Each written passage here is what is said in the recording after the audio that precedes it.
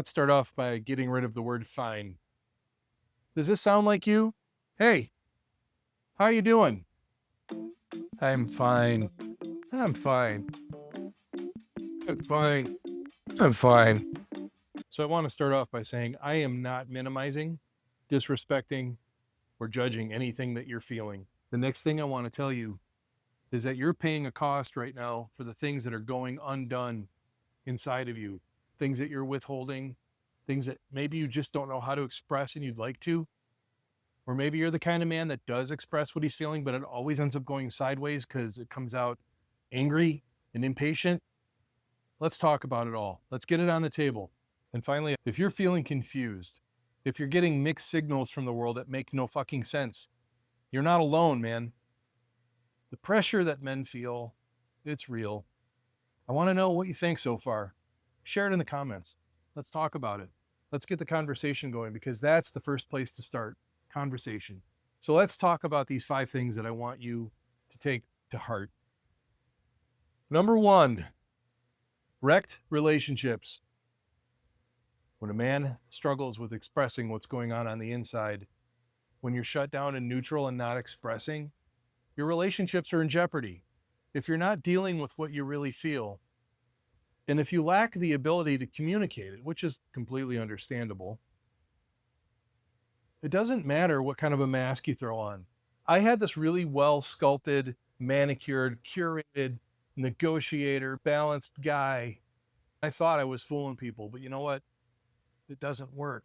It may work in the time being, but honestly, your kids can see through it.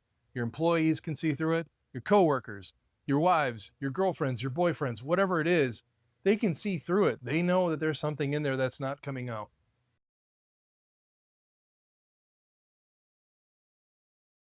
I need to tell you something.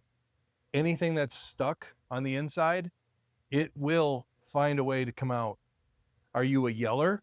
Are you the kind of person that feels so little control on what's going on inside of you that you take control in other people's lives? Are you short tempered? Are you an asshole? All the things that you really don't want to be? What if you were like me? I got real neutral. And you know what neutral men are worth in this world? I didn't really have a chance to talk about how I was feeling. And anytime I tried, it came out awkward. Does this sound familiar? Somebody would approach me and they'd really ask what's going on. My pulse would raise. I didn't want to look stupid. So what would I say? Oh, I'm fine. I'm fine. I'm fine. I'm fine. Good news is people are willing to love and forgive because they want connection with you. The best version of you doesn't have to all show up at once. It just needs to make some effort in the right direction. I can tell you, relationships can heal and they do heal. And I've seen miracles happen. Let's have some more miracles. Let's talk about number 2, mental health. This is one of the big ones. This is one of the key topics facing a lot of men in the world right now. Depression, anxiety, stress, suicide.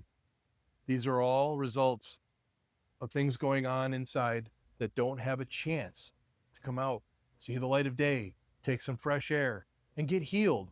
Men's mental health is a serious issue. It can show up in depression, anxiety disorders, PTSD, chronic stress, and trouble with functioning in life. Self-medication is also a huge problem.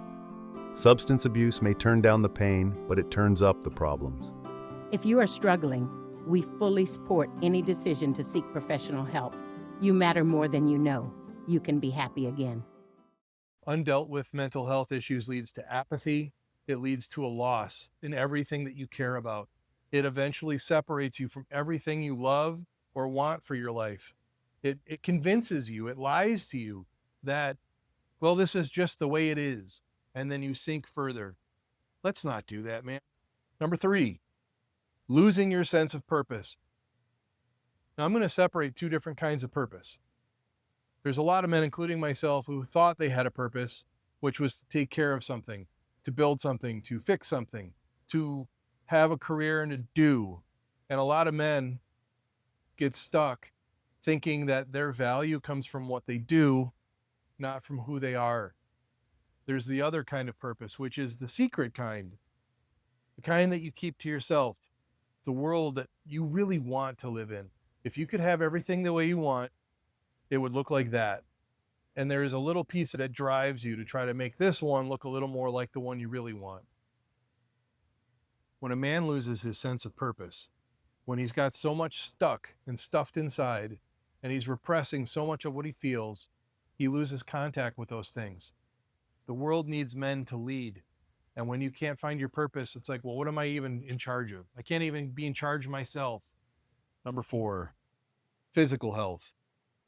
There's an old saying, you've probably heard it, if you don't have your health, you don't have anything. I never bought into that story that as you get older, you just wear out. Your diet sucks. You're gaining weight.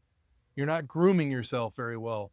You're not taking care of yourself. You're not drinking enough water. You've bought into the whole story that you're just older, so things fall apart, and that's just what happened.